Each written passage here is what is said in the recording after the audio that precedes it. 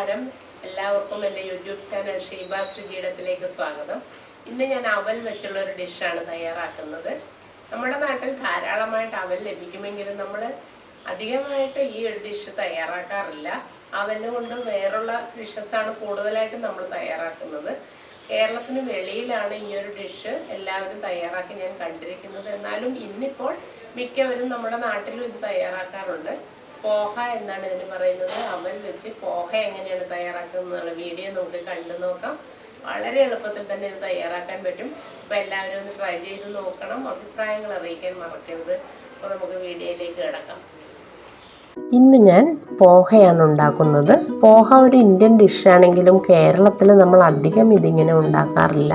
ഇതിൻ്റെ main ingredient അവലാണ്. വെള്ളയവൽ തിക്കായിട്ടുള്ളത് കിട്ടും, അത് വേണം ഇതിന് ഉപയോഗിക്കാനായിട്ട്.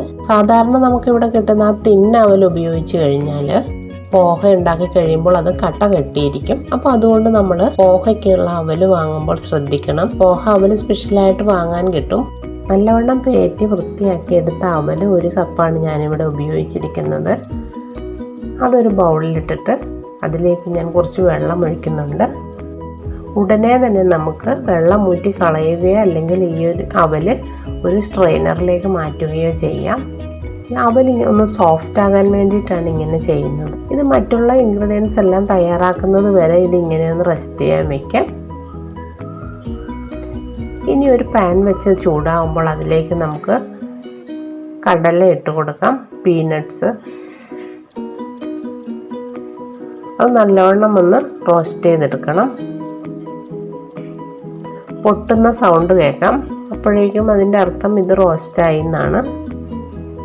ഇനി അത് നമുക്ക് മാറ്റി ഒരു പാത്രത്തിലേക്ക് വയ്ക്കാം. ഇനി ഒരു പാൻ വെച്ചിട്ട് അതിലേക്ക് കുറച്ച് വെളിച്ചെണ്ണ ഒഴിച്ചു കൊടുക്കാം. ഏത് ഓയിൽ വേണമെങ്കിലും നമുക്ക് യൂസ് ചെയ്യാം. 1 ടീസ്പൂൺ കടുക് ഇട്ട് കൊടുക്കാം. 1 ടീസ്പൂൺ നല്ല ജീരകം, കുമിൻ സീഡ്സ് അതും കൂടി ഇടാം. കടുകും ജീരകവും പൊട്ടി വരാൻ തുടങ്ങുമ്പോൾ തന്നെ അതിലേക്ക് നമുക്ക് ചെറുതായിട്ട് കൊത്തിയരിഞ്ഞു വെച്ചിരിക്കുന്ന 1 സവാളയും 2 പച്ചമുളകും കുറച്ച് കറിവേപ്പിലയും കൂടി ഇട്ട് കൊടുക്കാം. ഇതൊന്ന് നല്ലവണ്ണം വഴറ്റുക.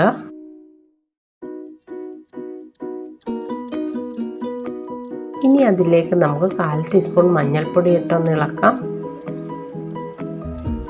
മഞ്ഞൾപ്പൊടിയുടെ പച്ചമണമൊക്കെ മാറുമ്പോഴേക്കും അതിലേക്ക് 1/2 ടീസ്പൂൺ ഉപ്പും 1/2 ടീസ്പൂൺ പഞ്ചസാരയും കൂടി ഇട്ട് കൊടുക്കാം. നല്ലവണ്ണം ഒന്ന് ഇളക്കി കൊടുക്കണം. അതിനുശേഷം നമ്മൾ റെസ്റ്റ് ചെയ്യാൻ വെച്ചിരിക്കുന്ന അവൽ ഇതിലേക്ക് ഇടാം. ഇപ്പോൾ അവൽ നല്ലവണ്ണം സോഫ്റ്റ് ആയിട്ടുണ്ട്. ഇനി ഇത് നല്ലവണ്ണം ഒന്ന് മിക്സ് ചെയ്യാം.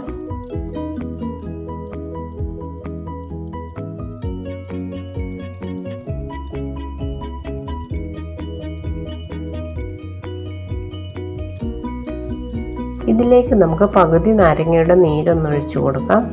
കുരുവൊന്നും വീഴാതെ ശ്രദ്ധിക്കണം.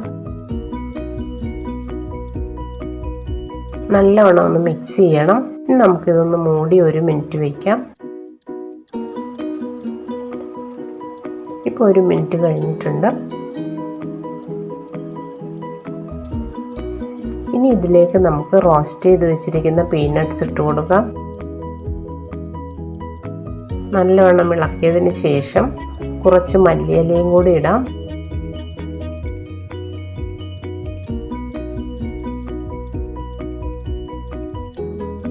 മിക്സറിനകത്തൊക്കെയുള്ള സേവ് ഉണ്ടെങ്കിൽ അത് കുറച്ചിട്ട് കൊടുക്കാം, നല്ലതാണ്. വേണമെങ്കിൽ നമുക്ക് മിക്സർ ഇട്ട് കൊടുക്കാം ഇതിനകത്തേക്ക്. അപ്പോൾ കുറച്ചുകൂടി നല്ല ടേസ്റ്റ് കിട്ടും. അപ്പോൾ നമ്മുടെ ടേസ്റ്റി ആയിട്ട് വളരെ എളുപ്പത്തിൽ തന്നെ തയ്യാറാക്കാവുന്ന പോഹ റെഡി ആയിട്ടുണ്ട്. നിങ്ങളെല്ലാവരും ഉണ്ടാക്കി നോക്കണം. അഭിപ്രായങ്ങൾ അറിയിക്കാൻ മറക്കരുത്.